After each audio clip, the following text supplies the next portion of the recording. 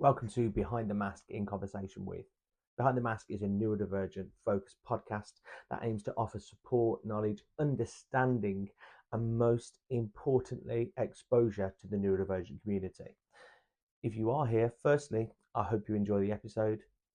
And lastly, if you are enjoying it, please like, follow, share, and subscribe because your support with this podcast can really help us push the message out. Keep being amazing all, and thank you.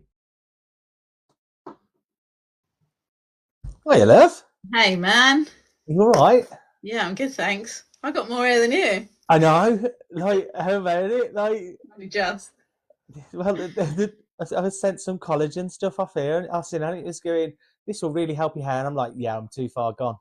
It's if I come back on with a full fro, I'm going to be like, buy this stuff right now. Well, men were doing that a while back when that rosemary oil went viral, didn't they? Everyone was getting that rosemary oil off TikTok shop and throwing their hair back out, but it could not be done. Yeah, I keep having companies messaging me going, will you collaborate with us? And then I go on and it's like hair curlers and stuff like that. I'm like, is somebody sat behind a desk just laughing at the state of my follically challengedness? So what is it all about, man? You still got beard hair, that's good. Yeah, good job I have, because I just look like a Rice Krispie if I had no beard hair. Like, it's the only thing that makes me more Richard from Guess Who and less Rice Krispie on shoulders. Like, it's all good. And when I put my glasses on, I'm George from Guess Who. Multifaceted. People on Instagram keep calling me Eminem, like the trolls, and I'm like, oh, it's really funny. I've heard it like 75 times this week. See, like, this might show my age slightly. Eminem was definitely my era, but I'd go Cisco.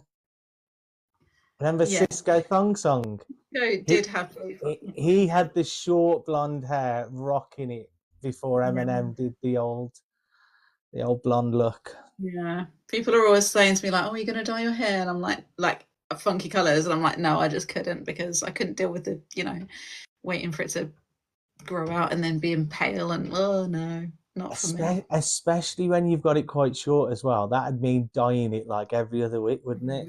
Yeah, I do it at like every 10 to 14 days now as it is, and I'm like, oh, this is a ball ache, but not as much of a ball ache as like I used to have long hair like down to here, and like washing it and drying it every day, and just like, nah. Yeah, I miss doing my hair when I'm going on a night out, but when I get up for work in the morning, I'm thankful. It's just, strangely enough, I have to blow dry my chest still. Like, unfortunately, I've got hair that has to dry here. I'm like, why could that not have just been there and just remained there? Like, can't you why? Just cut it off and... Nah. It's why am I talking about my chest there? Oversharing much. Yeah, I've got a right shag on my chest. Oh, dear. Right, okay. So, shall we rock and roll then? Yeah, let's rock and roll. So, what was that? Oh, that was the T-Rex arms. No, I've got my. I was going to say, you know what's going to happen? Like, I'll have a really important thing to say, and then I'll go off on a tangent and be like, "Oh, I had something really that was really interesting, and I've forgotten it." So, it's got even my T-Rex hands are camp though. Like, you got T-Rex, even mine just go over a slight little bit. It's like a T-Rex peering over a fence for me, just giving the pizzazz. Yes, so for everyone tuning in, thanks for joining us. This is the first episode of Series 2 of Behind the Mask. So Behind the Mask is a passion project podcast, really, that came out of just wanting to give opportunity for people to hear from different people from the neurodivergent community, for people to tell their story. This particular episode, which we'll go into shortly, is one that I think is extremely important. So when Em said to me she was willing to join us, I think a story is important, but I actually think the confidence you have in yourself in regards to your diagnosis is something that a lot of people could take reassurance from. And I love that about your content and what you're about.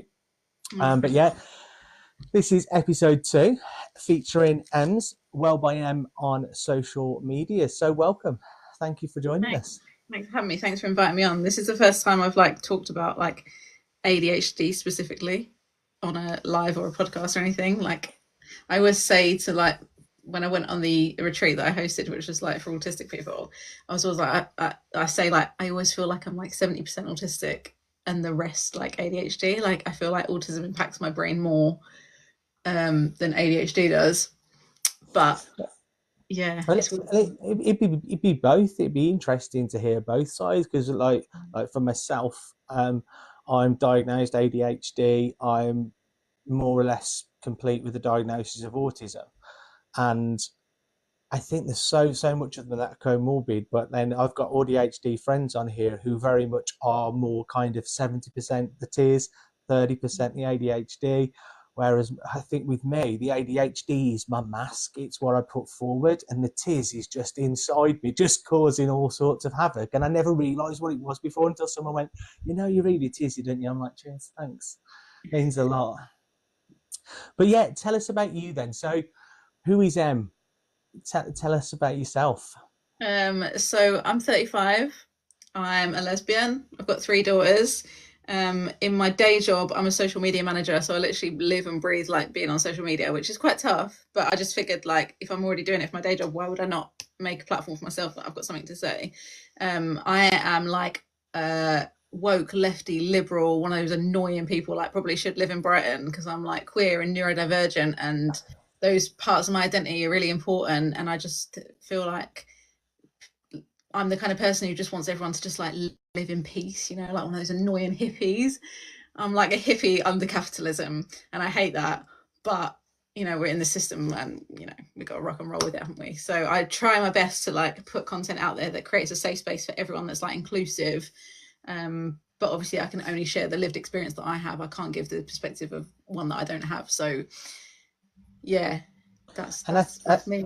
I think for a lot of it, that's why a lot of people connect with you, because it is very much lived experience. And I think that's the beauty. No one can question you because what you put forward is, this has happened. You can tell me wherever you want to sit it or place it. This has happened. I'm living it. Now go, kind of thing. And I love that kind of tenacity about you and stuff. So how did it all come about then? So when did you realize that you were autistic, and then I believe later on thought maybe you had ADHD as well? Yeah, it was because I was an SEN teacher. I already had a really good understanding of like what autism looks like across all different variants of like age groups and gender and that kind of thing. And as an adolescent and young teenager, I'd always had this recurring thought like, oh, I'm probably autistic, but never did anything with it. And like, it's not difficult to see like in like other family members that there is definitely like neurodivergence there, but we just never really addressed it. Everything kind of got swept under the rug. Oh, we're all just like this in our family. These are just the things we do, you know, like these quirky little things. And then it wasn't till, so I had a daughter, she was 3, and then my wife was carrying our twins, and they came along, and everything was just like explosion. Like I couldn't cope with the crying, I couldn't cope with the noise. I wasn't as involved with our first child as I was when the twins came along, and obviously it was like all hands on deck because we had 3 under 3 at that time. And I was just like, why can I not cope with life? Why do I find life so much harder, so much more stressful? Like I had my anxiety was so bad. I was having panic attacks when I'd never had panic attacks before. Like they weren't meltdowns, they were like anxiety induced panic. So there was a whole like that going on. And then I just started to it was around the time when I started engaging with like autism on social media for my job, because I'd moved out of teaching and moved into like social media marketing, but still in education. So it was still very much like I had to do this research for my work anyway. And I was listening to loads of podcasts, reading loads of like papers on autism in women and girls and how it can differ in masking, how it can be more like, obviously everyone can mask, not just girls, but there's this whole thing around girls might mask more or to a greater extent. And then yeah, everything just started like falling into the puzzle, like puzzling together. And I made a massive spreadsheet, as you do, color coded it with like all my traits that I believed were like autistic traits, like, you know, cross-checking them off of like resources on the internet, like, you know, doing like the RADSAR and all that kind of stuff. And then was like, well, I guess I'm autistic then. And I did speak to my GP, and he put me forward for a referral, but I ended up not filling out the paperwork because I just didn't get around to it. And then I kept putting it off. It never came about. So I would either be on a waiting list like 2 years into it, or I'd just be self-diagnosed anyway. So I'm just gonna roll with the self-diagnosis for now, and then maybe get one when I'm older and like need it more. And how did you find the RADS test when you did it? It's a bit ambiguous. Like, you could probably pick the answers that you would think would give you a higher score, if you understand like the criteria for autism already. But there's no way that even if I had picked the answers which I thought would make me seem less autistic, I still would have got a high score anyway, because I think it came out as like 186 or something. See, I found it the first time I did it. I still was within the brackets, but I scored lower, and then I was pushed to do it again, and just like, okay, so do it without the mask now. And I'm like, what do you mean? It's like, just do it without the mask. Like, stop trying to think what people want you to do. And I was like, oh, and then it jumped up, and it's like, oh, it's mad. There's all these assessments to do and stuff, and actually, it's in until you talk to other people that've done them that they give you a bit of direction and talk you through it. And you kind of go, actually, I've been approaching that wrong. Yeah, and also like it's a common autistic trait to take the criteria so literally that you think, well, no, I don't struggle with sarcasm. I understand sarcasm, but it's all the other like little nuances of language that you might not pick up on. And yeah, taking the criteria too literally is such an autistic thing to do. I think for me as well, I had to put it into a box of kind of like objectively understanding as opposed to actually understanding. It's kind of like I'd learned how to objectively pick up on something or perceive something, but I didn't really understand the why. But you just kind of operate in this world of what you've learned, mirrored behavior, taught behavior, and kind of masked, I suppose. And it's mad. Yeah, it is. Like I do think to myself regularly, like, do I actually know who I am? Because I might say like, oh, I'm unmasking, or I'm practicing unmasking, or I'm on a journey to unmasking, but I don't know when I've reached the end point, because I don't really know like who I am. Like, still, even now I put content on the internet and I'm quite like, don't mind being on camera, and I know what my values are, I know what's important to me. But I don't know like what I like. I don't know what my style is. I don't know what my tastes are. Like, if someone asks me, oh, do you like this thing, on the spot, I'm just like, I'll say yes if they like it, because I don't want to tip the balance, or whatever. And that's like the whole people pleasing part of the mask, I guess. But I actually have to go away for a few days and think, well, what do I actually believe? Like with this general election, I'm like, well, what actually do I want for the future of our country? Or what music do I actually like? I know, like, when it's something I don't like, I'm like, oh, I really don't like that. And I know that usually instantly.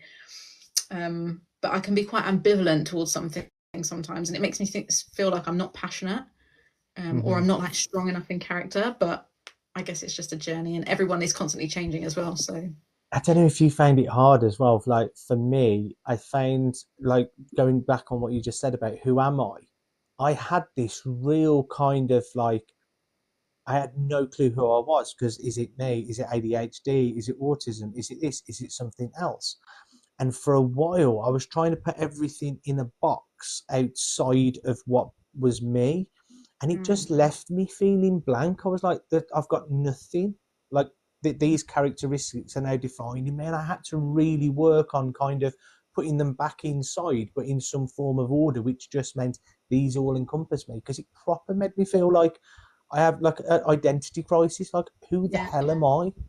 I found that especially like with my like gay identity as well, and with my parent identity, like I don't feel like I fit in like the parent box. Like, to be a parent, you should be this, and this. Or to be a lesbian, you should be this, and this, and look a certain way or speak a certain way. And I'm just like, I'll just take a bit of all these boxes, and that can be me. Because the demand of being a certain way, I don't know if you experience demand avoidance, but like, if someone tries to put a demand on me, or like, oh, you've got short hair, therefore like you must be like the math one.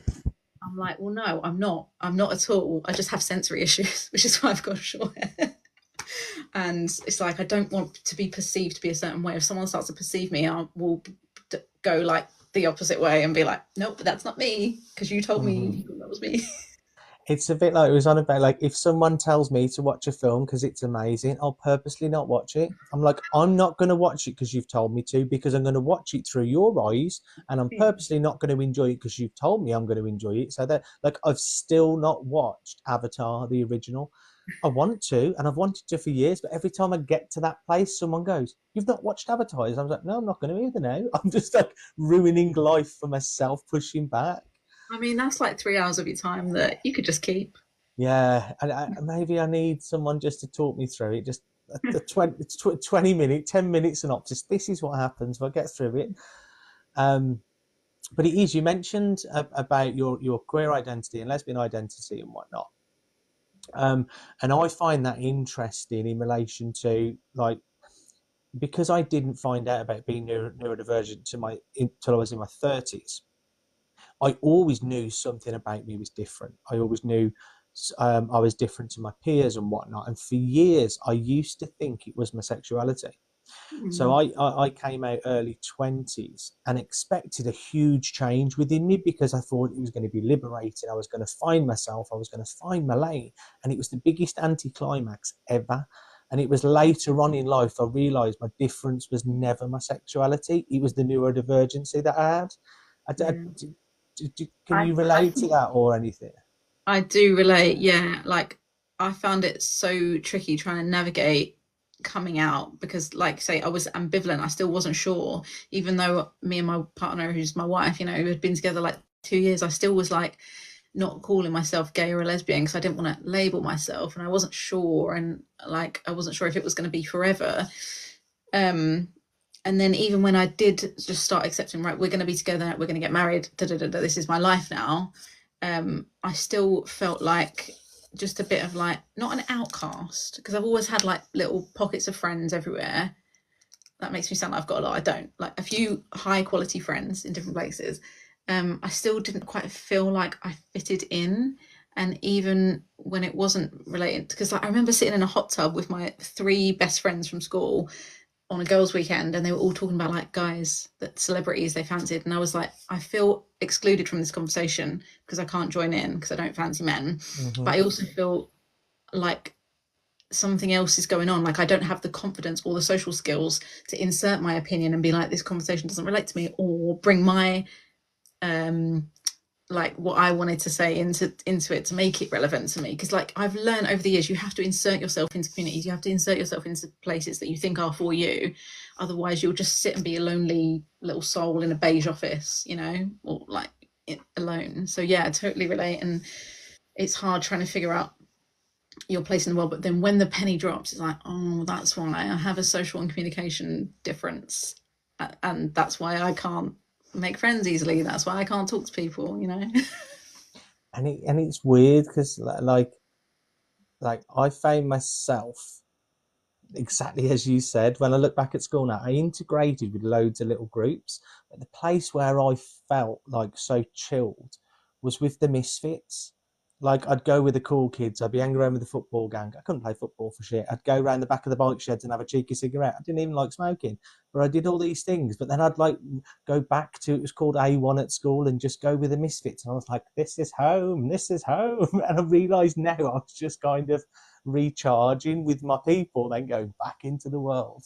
Yeah, that must have been nice. I found this is going to sound odd, but like because I went to a Church of England school and I'd always like grown up in church, but it was very like traditional church. But then my school had like a Christian union, and when you go to the Christian union for the first time, everyone welcomes you with open arms. They're like, oh my gosh, you're finding yourself.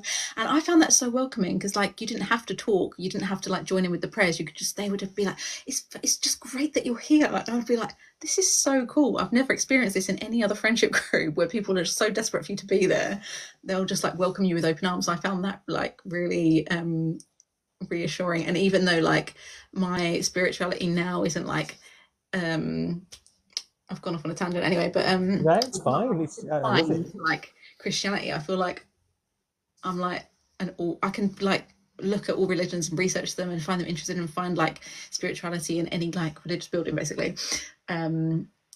It's like it's you've got to find a group of like quirky people who are willing to accept a quirky person. Yeah.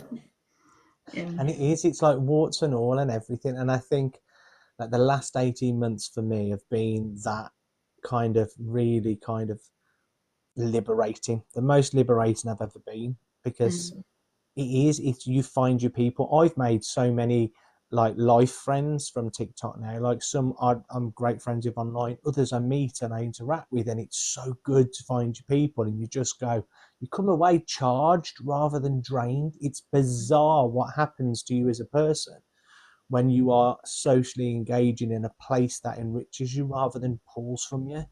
That's exactly how I felt after I left the retreat that I hosted. Like we all said how, beautiful it was to be in a place where if one person wants to leave the group conversation and go off and dance in the garden or go and do some drawing or go and have a nap, no one's going to be like, "Oh, are you okay? What's wrong?" And it was so liberating to be around people where you didn't have to explain yourself. You didn't have to say, "I'm struggling because I've over socialized today," or "the smell in the kitchen is overstimulating me." You just went about your business and everyone just accepted that that's okay, and you'd come back into the group when you were ready on your time. And finding your people, like you say, I've met so many internet friends, and I genuinely am like obsessed with them because I've connected with them instantly. You automatically feel like psychologically safe with the people that you've got a connection with, whether that's you bond through you're both parents or you're both gay or you're both Mm-hmm. autistic or ADHD or whatever. You don't have to explain that part of yourself, so you just fall naturally into like proper conversation rather than going through the small talk of like um the little bits of What information. you learn you have to do to start Yeah, building yeah, relationships. And that's what and I find that at the minute I'm back on the dating scene, and I'm just like within 10 minutes I am bored because I'm just like, these questions are not the ones I actually want to ask. It's just what I think I need to ask. yeah. And it's just like, this is dull. Whereas if it's somebody that is like neurodivergent, you're going in at Z, you ain't starting at A, you're just going backwards and all that. It's great. It Yeah, really is. So yeah. you mentioned this retreat then. So what was this retreat then? So I back like last year, I only had about like 5,000 followers on my Instagram, and I was like, this is like growing a little bit, and it'd be really amazing to get together a bunch of like women or like non-binary autistic people to like make a community and have a safe space where we can spend time together. And people were like messaging me, be like, "I'd love to come on that. I'd come on that. Let me know details." And I was like, "Okay, people actually want to come." And then yeah, I ended up organising it, and there was a group of like 10 of us, and it was wicked. Like it was just wicked. Was this recently? Did you post a picture of you and a group of people just all Yeah, sat around like a workbench type setting? Yeah, I yeah. saw that I pic. just, like found an Airbnb, and then I got to like we did workshops. So there was like an autistic artist who came and like we did a painting class. And then we had Josephine, who is a neurodivergent like hypnotherapist, and she came and did like a hypnotherapy group session with us. It was just so cool, and everyone was like deep in their feelings, and like we all just like bonded over. But safe as well. Yeah, so safe, and I think like there's definitely friends from that group who I will continue friendships with for a long time because we just like bonded instantly, and everyone said like how much of a like safe space it was and how they want to do it again. And it would be amazing if I could host another one. I could definitely would love to, but I've just started a new job and I feel like I should just knuckle down for a bit and do that. So Yeah, it's all right. The new job will be good and interesting, but that's the exciting thing, isn't it? Like you've got that little taste now, but yeah, so much goes into it. yeah, it was good. So going back to yourself then, so you're currently self-diagnosed, and just for clarity, like from my perspective, I believe everybody's self-diagnosed before getting diagnosed. I strongly believe self-diagnosing can save a lot of people, because currently the medical system simply isn't set up to give you the answers, and actually people are looking. And that's why for me it's a message that I often put out, and I strongly feel for yourself. um, did you find comfort easy in just going, okay, I'm self-diagnosed, I'm okay in sitting in this chair? And have you had much pushback, or how has it been received for you? I haven't had much pushback in my real life. People in my real life, like friends and family, are like open to learning about me and why I believe that I'm autistic and have ADHD and OCD. and they've I've got gone. OCD as well, Tick. We'll have the lot. Yeah, it's like alphabet bloody soup, isn't it? Yeah, but people on the internet can be. I mean, there's a lot of people in the community are like, self-diagnosis is completely valid. You can't get an appointment for years, or you have to pay over the nose to like get in privately, which I can't afford to do right now. And also, I'm not desperate to get a diagnosis right now because of the, say in 5 years I want to move to Australia. Like, I wouldn't be able to. I'd be a burden on the country, and my visa would be rejected, and many other reasons. But like, I feel like there's so much rhetoric about, oh, you can't just watch one TikTok and diagnose yourself. No, the people that go, oh, I think I might be autistic, I'm going to spend months and months and months researching, putting spreadsheets together about myself, going back through all my old school reports, talking to all my family and friends that I've been friends with since the age of 3, and trying to figure out like what's been going on here and why I feel like an alien in the human world. People who aren't autistic don't do that. They don't go to those extents. So if you've got a good indication that you are autistic or you have ADHD, that you're probably pretty valid, because you wouldn't spend the time thinking about it if you weren't. It's like people who aren't trans don't sit around thinking, am I trans? Or like, so, and there are some like real mean people on the internet who are like, self-diagnosis isn't valid, you're mentally unwell. I'm like, well, yeah, I've got through that, thank God. And I'm here on the other side. And like you say, any kind of diagnosis, whether you do it yourself and just kind of wait and see if you need that validation further in the, like later on in the future, or whether you get a clinical diagnosis, it saves lives. Because I like really wasn't very well, like mental health wise, a couple of years ago, when my anxiety, OCD, panic attacks were like off the chart, and I didn't feel like I wanted to carry on living like in the state that I was in. And then as soon as I realized, I resonate a lot with that. Yeah, like once you realize you're going on, what's going on, you're like, oh, okay, well that makes sense. Like, I'm not just a broken shit human being. Like, there's actually something that's going on that needs addressing. And then once you start accommodating those things, you realize you can like live a healthy kind of happy life with those accommodations. But if you stop those accommodations and go back to the old ways, you're gonna like feel shit again, It is, and it opens up such an opportunity for growth as well. It was OCD, which was almost like the gateway for me finding ADHD and autism. And it was the ruminate. Like, people think OCD is just the cleanliness side, and there's that side where people are obsessive about cleanliness and hygiene, and that's not to be dismissed. But what's overlooked sometimes is the mental side, the rumination, the extremities your thoughts can go. All those things which I never knew was OCD. So when I got diagnosed with OCD, I was looking more into it and fell into this loophole of the crossover between ADHD, autism, and OCD. And it's that moment there where without realizing it, you've probably just signed off 6 months of your life to research. It's like, before you even know it, you're just like, oh my God, I've found a chair. Now I've just got to work out how I sit in it.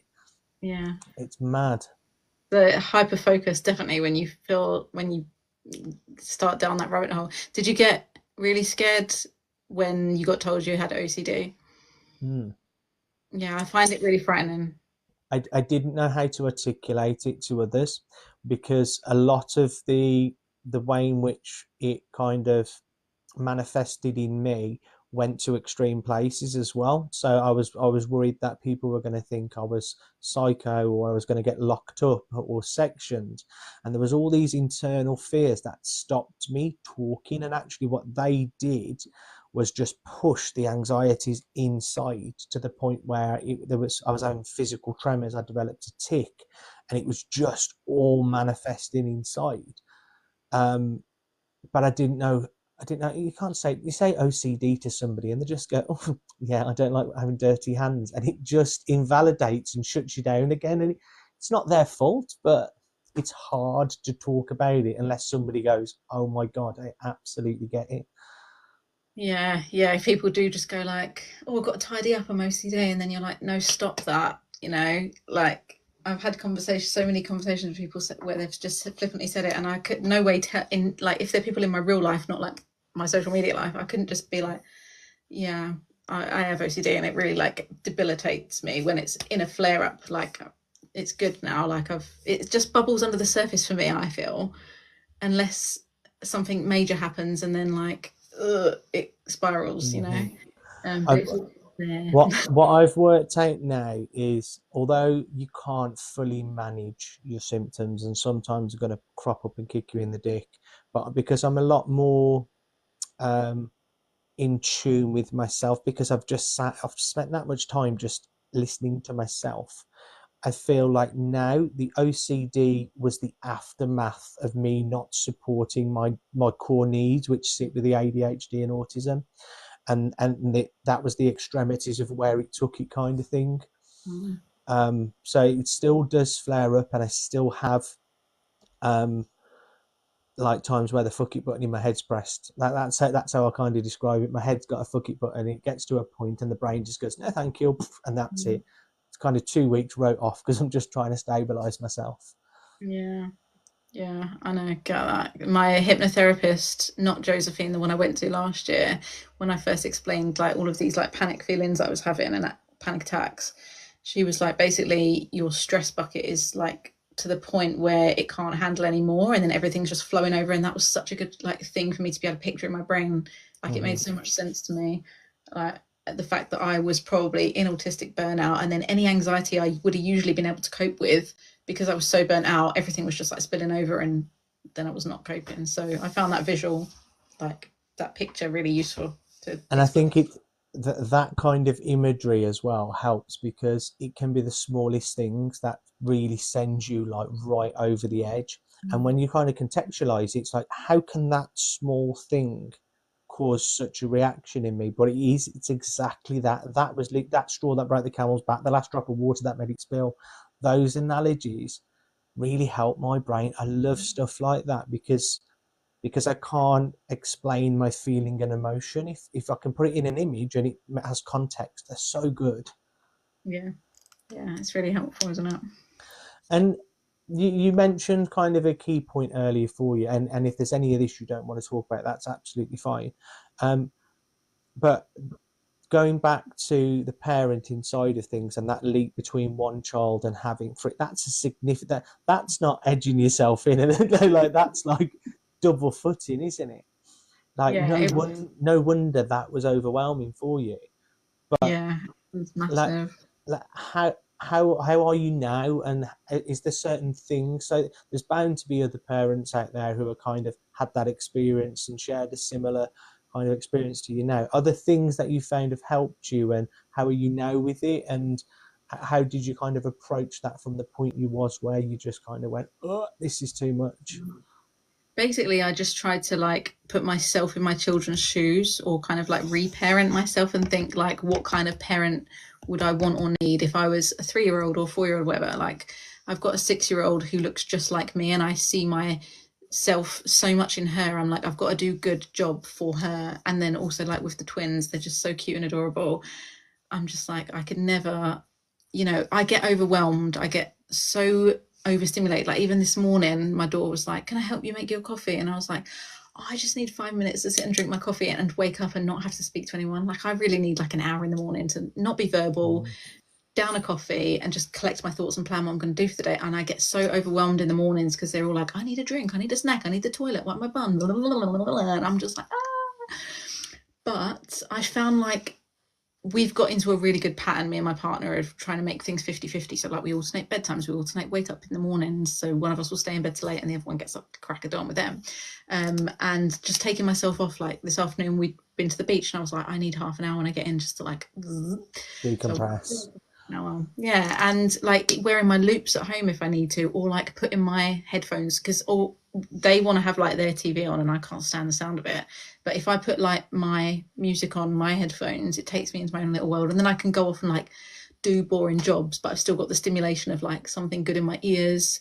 And also, I will try and delegate as much as I can. Like I hate my daughter gets invited to whole class birthday parties at soft play, and I'm like, I don't have the capacity for that.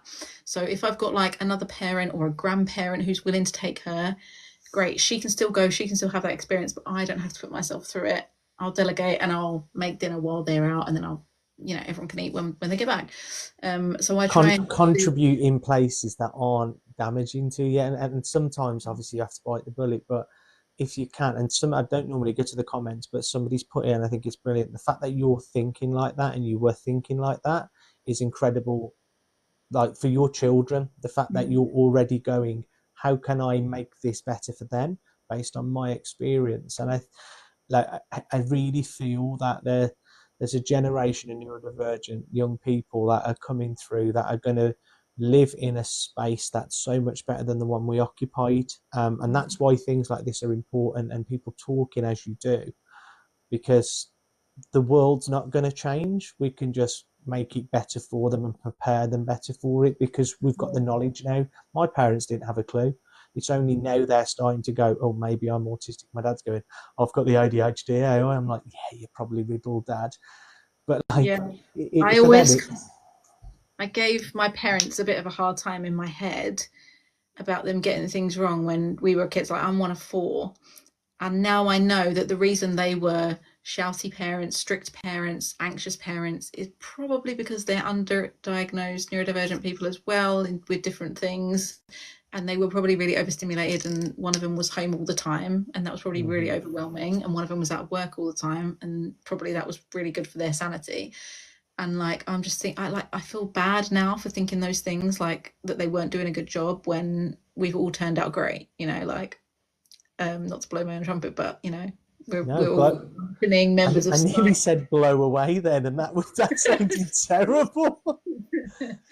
But yeah, no, like I think when you do something good, like we have to be better at going, do you know what?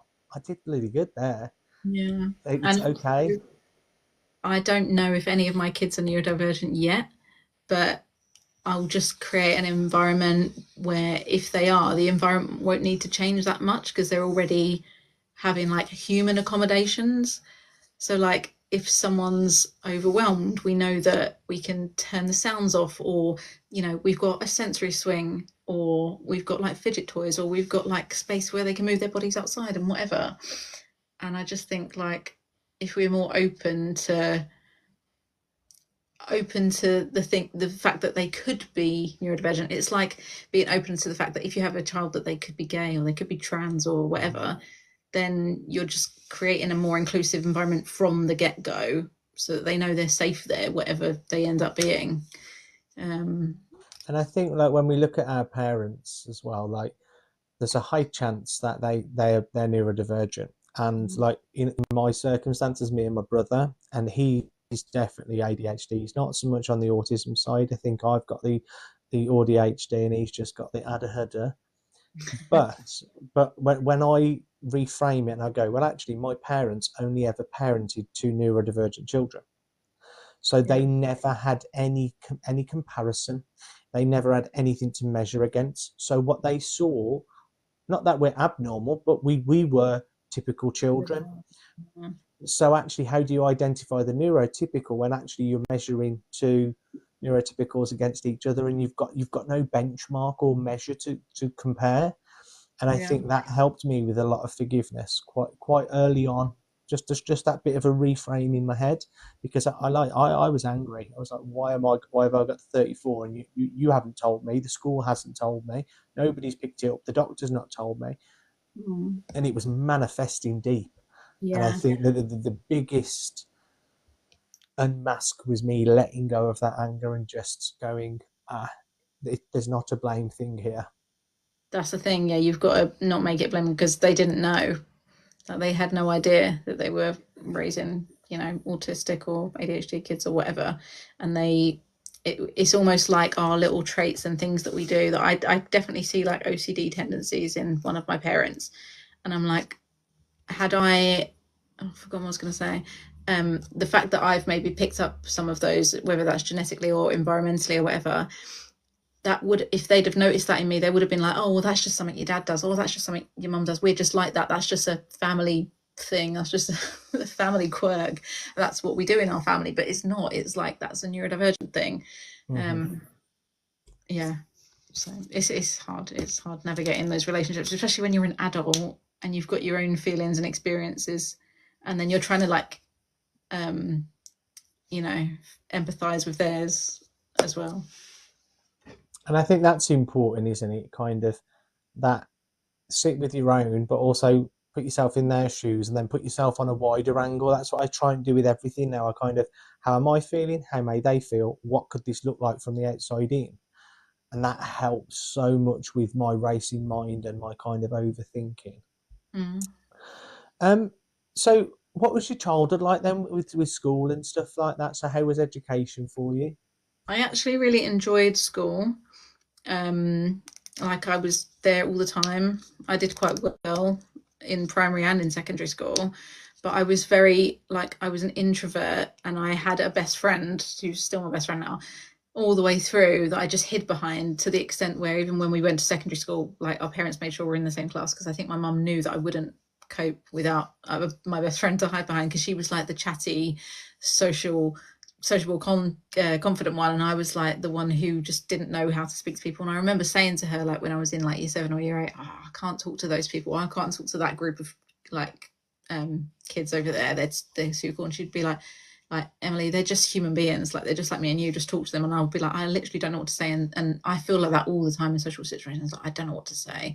And it's almost just like when I'm driving to somewhere, if I'm driving to like a group dinner or whatever, I'm like, oh, what can I talk about? Let's prepare some questions. Let's like basically what we've done for this podcast. What can I ask this person about? What can I remember about from last time that I can ask them? Oh, how's that thing going? Blah, blah, blah. But I was like that in school, and all of my school reports said, you know, Emily's a pleasure to have in class. Emily works really hard, but Emily should put her hand up and contribute more. It was almost as if like I was just so anxious to speak and say my ideas, Where either from did that fear of rejection did, or I don't know. did you used to sit in a particular place in a classroom? This is just purely from a me curiosity type thing. Did you have your place and you used to sit there Yeah, I regularly? mean, we always had like seating plans, but it was different in every room. But I always would hate it, you know, like when you pick your GCSE options, my friends all picked like history and drama, and I picked geography and music. So I was navigating like going into like new friendship or like new classmates for those lessons. And then I remember once I went on a geography trip, and because none of my friends had picked geography, I just sat on, I literally didn't speak to anyone all day, even though I was on a full coach with other people from my year group. I didn't have a partner to sit next to on the coach, and I didn't have a partner to like walk around with on the day trip. So I just didn't talk to anyone all day, and it was really lonely. And it is times like that that do feel lonely. And I think that's like, I realize now I get that anxiety level socially, but how I used to get over it was becoming the party, going absolutely the other way, going wild and bringing the party. But inside, I'm just going, oh my god, I'm blagging this. People are liking me. People are liking me, and I'm just like, what? It's Yeah, horrible. I It's had that that. it's that first question, isn't it? It's that first introduction. It's like, oh, I don't know these people. I hope they start a conversation with me because I'm just going to sit here otherwise. Yeah. And also if you try and do like an icebreaker question, people think that's weird. But then if you try and do small talk, that can go flat really quickly. So you're like, okay, we need to find a connection. And if we don't, we're gonna have to make an excuse, be like, going to the toilet, going to get a drink, going to hide in the bathroom and cry, have a panic attack. The calculated toilet breaks are the best thing ever. Don't even need a wee. I just want to sit on top for 5 minutes and just decompress. Fabulous. Yeah. Love it. I hate socializing with like people I don't know. I can't. Oh, it's horrible. So you kind of started off at the autism side of things, and you mentioned earlier about the 70-30 split, and you're kind of exploring that element of you. What were the ADHD traits that you started to identify once you'd kind of established your autism? I realized that I'm just, if I'm not overstimulated in like an autistic way, I am chronically understimulated and I'm just bored all the time. And it means that I never really stick to anything. Like I've had so many hobbies or like small businesses or like side hustles in the past where I've gone, I'm going to buy all this equipment, I'm going to buy all this craft stuff, and I'm going to make a business out of this. And then like 3 months down the line, like I used to have a small business where I made like illustrations and sold illustrations like family portraits, and I would go on my iPad every night and I would learn illustration. I learned Procreate, this program called Procreate, to the nth degree. I knew everything about it. And then one night I just stopped picking up my iPad, and I left it in a cupboard for a year, and I was like, oh, I've got an iPad.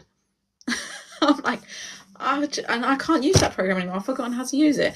But it's all these things, like I just like, I'll set myself a goal without like properly committing to it and be like, oh, maybe I could do that, and then I forget about it. But even like where I work from home now, I'm constantly like, I need a break. I need to go and make a coffee, or get a little treat, or go for a walk, or watch a bit, like do a bit of doom scrolling, because I need something to Reward. Yeah, and I don't know what type of ADHD. At first, I thought I had the inattentive type, but I realized that was wrong. And I think what I have is the hyperactive, because my mind, when someone said, I think it was at a book launch I went to, someone said like the hyperactivity can be mental. It doesn't have to, because I'm not very physically hyperactive, I wouldn't say, although I'm always on the go. But like this just never stops. It's always like, what can I create next? What can I do? What else can I? Where else can I poke my fingers into pie holes, you know? And like the rejection sensitivity, that is massive for me. And I don't know if anyone else, you know, experiences that. I'm sure you probably do. And I think with the RSD was something I had no idea about. Yeah. Like, but then you just, it's that whole, you're just sensitive, you overthink things, you're overanalyzing and stuff like that. And it was a was a breakup that I went through.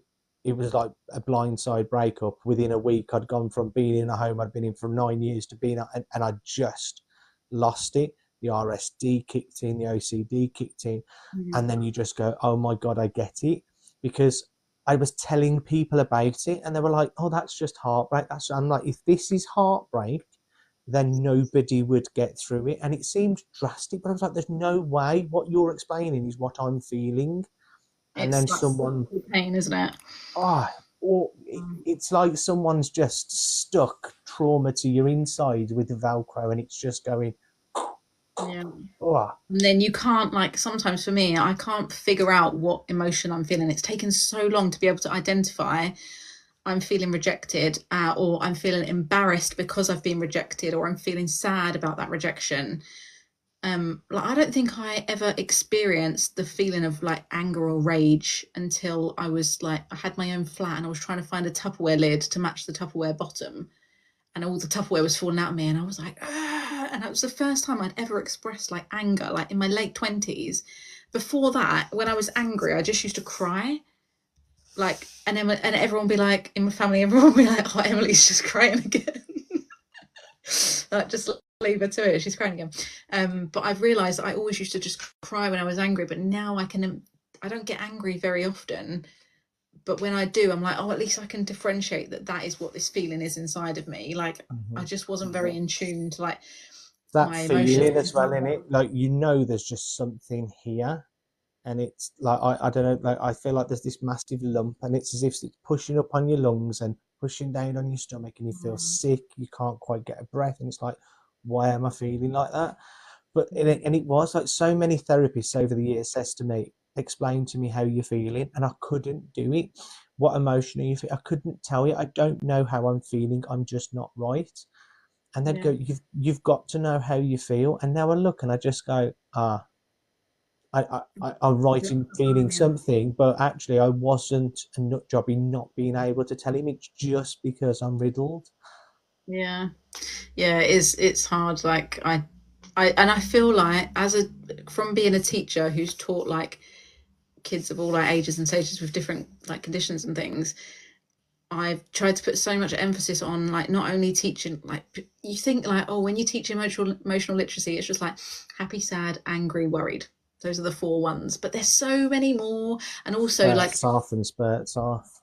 Yeah, a little like picture of someone with a crying face doesn't encapsulate everybody's experience of sadness, and you've got to teach like each learner like what sadness feels like in their body, or like what anxiety might feel like in their body, and like, oh, you've got a tummy ache, is it because you need a poo, or is it because you're worried about something? And that's what I'm trying to do, like with my girls, trying to figure out like what it is they're feeling and give them the names. Like with my eldest daughter, if she can't find a friend to play with in the park within like 5 minutes, she's like sad, and I'm like, you're feeling a bit rejected because there's no one here that your age for you to play with, but it's okay to feel like that, and it's okay to play on your own. That's cool as well. And we're only just finding that language, and I don't know, like, I struggled initially. The, some of the language felt very childlike, and I struggled to, as an adult, to say it like rejection, overwhelmed, all these things. That negative imposter, or the thing in the back of my head was going, "That's childish. That's like a kid. Grow up, grow up." Mm. And it took me a while to just go, "That's the word." Like I can't think of another word to better describe how I'm feeling. So shall we just go with it? But it was that again, pull back from it. Yeah, the language like is so important, and like you say, like sometimes it is imposter syndrome, and I'm like, am I autistic enough to say I'm autistic and talk about being autistic on the internet? Like even when I first kind of went through that whole like research and self-diagnosing, I guess, even though it wasn't like a moment, it was a period of like an expansive period. I was like, I don't know if I'm like appropriating this word, are my needs great enough that I should be talking about this? But then I have an experience to share, especially as a parent, because I'm sure there are so many people who didn't realize they were neurodivergent until their kids came along and their worlds like flipped over. So Um, many who I've spoke to, like a couple of the parents in the first series of these, it was their children that put the mirror back on them mm, and made them realise. And yeah. in a weird twist of fate, what a beautiful thing, though, the fact that you bring these children into the world and they start teaching you about yourself before you've had the chance to fully teach them about themselves as well. Yeah, it's really beautiful. It's like a bit of a head fuck and it's confusing. But I know that I'm going to be such a better parent knowing what I know about like the way my brain works than if I was just still in the dark. Yeah. Um, and especially if it ends up that they end up with a neurodivergence, then I can kind of help them and You're guide building your toolkit, aren't you, already? them. Yeah, definitely. So for anyone, like we're going back to the imposter syndrome, you mentioned that on a recent video I had seen that you put up. For anyone that's watching who's kind of going, "Oh, what is imposter syndrome?" How would you best describe that? It's basically when you like constantly doubt your experience or your skills and think like, am I the right person for this job? Have I got the qualifications for this job? Or do I fit the criteria to call myself an ADHD, even though I don't have a clinical diagnosis, but I know that they would give me one because my brain seems to meet all those criteria in that way. Like, do I belong in this group? Like, even when I first started like questioning my sexuality, can I call myself gay if I've had like relationships with men in the past? And it's just like, Mm-hmm. if you feel like you identify with a certain group or you feel like you're the same as some people, then you have to kind of find those people. And because not having people that you can connect with in that way, like we said before, is hard. But yeah, imposter syndrome gets the better of me. And even like I've just gone into a new job, I said to my mum, like, I feel like an imposter. But I know that on paper, when I write down all the things I've done, all the qualifications and all the skills and experience, like I do meet the criteria for this job and I am the right person for it. But it's just that constant like niggling doubt, isn't it? Mm-hmm. And I think sometimes, like when you have that imposter syndrome, that's probably the time to run headfirst into it, because it's probably when you're about to do something magic based on your abilities. Yeah. But it's a hard thing to do when you've got, like, you're thinking, have I blagged, as you say, have I blagged this? Mm. Like, are they going to catch me out soon? Should I be off?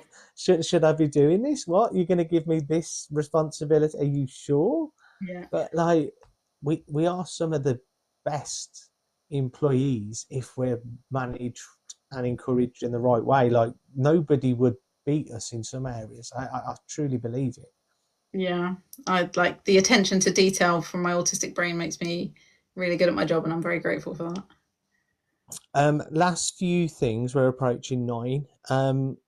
You mentioned earlier as well, and also in a video, the difference between um, burnout and depression, and how you've kind of learned that actually you may not always be depressed. It could just be a burnout, and vice versa, and stuff like that. And that was a video of yours that I saw, and I was like, gosh, this resonates, Mm. because I spent 7 years depressed. Now I look back, and there's probably 1 year of them 7 I was depressed now, but actually the doctor told me I was depressed for 7 years. It's mad, like Mm. the gaslit side of things. Yeah. But how have you developed your way of differentiating, and what's the difference now for you? How do you identify that? Yeah, so I always just make sure that I say in posts like that that's my like anecdotal lived experience. Everyone's could be different, But for me, when I'm depressed, it's like I don't want to. I don't want to get out of bed. I don't want to socialize. I feel like I don't want to communicate with anyone because I don't have anything of value to offer. I have this, when I'm depressed, I'm like, I have nothing to say, or I have nothing of value to give anyone else. I'll just stay in bed. But like when it's autistic burnout, it's like I can't socialize for more than an hour. I can't get words out of my brain and into my mouth. I can't communicate in the same way. I can't make decisions. Like I was so burnt out after the twins were born. I had 3 months off and I tried to go back to my classroom job to see off the summer term for 2 weeks. I could not make a single decision. And people were talking to me and I couldn't understand the words they were saying and I couldn't formulate a response because I couldn't get those words because I was so overwhelmed and overstimulated and tired and everything. And like I couldn't cope with sensory issues that I usually would have been able to tolerate to a certain degree. Everything was just heightened, way more like meltdowns and shutdowns, and just I was just like, I can't cope. So the difference for me, like when I'm depressed, it's just like I don't want to do those things. I don't fancy it. I don't feel like I've got anything exciting to look forward to, or whatever. But when it's burnout, it's like I just really can't cope with this, and this, and that's how I kind of differentiate it. But obviously everyone's different. And when you go to the doctor and you say, I think I'm depressed, they go, you probably are depressed, here's a tablet you can take. But I don't think, I'm struggling to find a doctor who is interested in my autistic traits and my experience of burnout. I haven't found anyone who wants to engage in that discourse. And I think sometimes it's because they don't know and they're worried of looking like they don't know. The only one I've had, and this might have been pure chance, I'd say two doctors that have significantly impacted my life positively were both student doctors. They were in their placement. They were fountains of knowledge. They were so enthused. They were eager. They wanted to give the best service possible. And actually, the way in which they actively listened and tried to support you, it's such a different experience. I was on SSRIs for 7 years. I haven't taken them now for 2. But all they did for me was quieten me down, depersonalize me and detach me more from myself. And that was just purely my experience. But I now know that it's common for that particular medication to not work for neurodivergent people. Actually, there's other ones that can work, and it's good to explore if you need them. But that particular one, what they said the side effects could be, I had every bloody one of them. And the doctor for years just went, you need to up it. You need to up your medication. You just need a little bit more. And you're like, oh. It's almost as if you're like a guinea pig then. We'll see if it works. We'll see if it makes it better. But then you don't feel like you're really being taken care of. Like I got put on anxiety medication. Obviously, I was happy to go on them because I thought if it helps, 2 types of anxiety medications at the same time, and a course of CBT, which I discharged myself from because I was like, I know what the problem is. I know what the root of this is, and I need to tackle that rather than just like trying to put a plaster over it. And I think if medication works for you, then you absolutely should like stick with it. But for me, like it wasn't. I knew I'd over like intellectualized it and been like, I know what the problem is. I just need someone to help me fix it. And that's where hypnotherapy came in for me. But like, obviously everyone's experience is so different and it depends what kind of GP you get and what response you get and what services are available in your area. Like if you don't have access to certain medications or certain therapies, then just it's a postcode lottery a lot of the time. Yeah. And I think the different types of therapy as well, like I've done talking therapy loads, and I know now that actually what I need to do with talking therapy isn't going to sort this. I've done CBT and there was some benefit. Now I'm looking at DBT. I'm looking at other medicinal options to explore and cleanse just because I'm open to anything now. Because I think I've put that much medication in my body over the years, I may as well try other things in safe environments. Just you on any ADHD medication?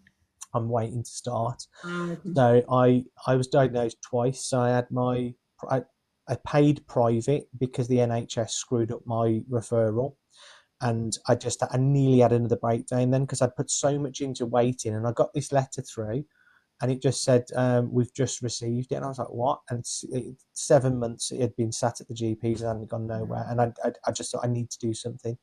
So I paid to get diagnosed, and I'd made the decision in my head I wasn't paying for medication. I just needed to know if what I thought it was. So I got diagnosed private, and then I went through Right to Choose, got diagnosed again. for Psychiatry UK, and I'm awaiting to start medication. And even with that, I'm not sure whether it'll be a long term thing. I just need to know. Right. I need to tick that off and go, that is something that I can use to work, or rule it out, because like now I'm on the right path. I ain't stopping. Like I'm Mm. going to continue to work and get the best version out the potentially last 50% of my life. Say I live till I'm 70, hopefully older. That's the bad side I'm leaving behind. I want to make the next 35 years count, and that's kind of my mindset with it. Absolutely. That's amazing. Sounds like you're on the right path. I love that. Absolutely. Um, I've thoroughly enjoyed this chat. Yeah, it's been I, really wicked. I've really enjoyed, and I think I think there's a lot of things more I resonate with you. I think we've had a lot of similar experience. I think it's lovely that you shared the parenting side of things as well, because I think people will relate to that. I know friends of mine who've gone from having one, the second one was challenging, the third, I mean, you like you say, you jumped, you skipped two, you went for two and three. Lesbians. It's quite common, isn't it, when you go through is it IVF. IVF and treatments and stuff like that? To Yeah. So you get more eggs, so therefore you've got more chance of like catching on. Yeah, Yeah. absolutely. Yeah, it's Um, been lovely to chat to you. It's been like a pleasure to be on, and we've got a lot more in common than we thought we did. yeah, and I think that there's a lot more chats we could have elsewhere, and I think definitely the last question that I like to ask everybody, it's a common theme, is knowing what you know now. If you could go back to yourself as a child and give yourself a bit of advice or a bit of an insight or say something to yourself, what would it be and why? It would be to have a louder voice, to be more confident, because I spent so many of my childhood years and teenage years worrying what everyone thought about me, and I just don't give a fuck now. Like, I'm in my 30s, I don't care, and that's the best thing about being in my 30s. I kind of just wish I'd spent more time like speaking to people, saying the weird things, being confident, and just like using my voice and figuring out who I was. Even if I was going to make a mistake with the thing I said, I could go back and relearn and apologize if I'd hurt someone. But I just spent so many years like keeping everything inside and just like not saying anything, not putting myself out there. So that would be my little tidbit. Yeah. I've read quite a few times that neurodivergent males is 35 where they hit emotional maturity or a level, and girls is around 30, 32 for females as well. And it's mad because as I approach 35, my perspective, a lot of things changed, but my perspective, I stopped giving a shit. Mm. Um, Probably too far the other way, if I'm honest. Like I need to soften a little bit, but I'm just like, no, don't care anymore. Um, but no, it has been an absolute pleasure. And for anyone that isn't following, drop Well by M a follow on TikTok. She's also got accounts on Instagram as well. And for anyone listening, yeah, drop a follow and go and look at M's content. It's really great, and I think everybody kind of occupies a space and links with people. And I love the fact that you're queer, you're lesbian, you're neurodivergent, and I think you found that voice now that you wanted to find when you were younger. So hats off for that. Yeah, definitely have. Thanks for having me, Paul. You take care. Bye bye. Bye.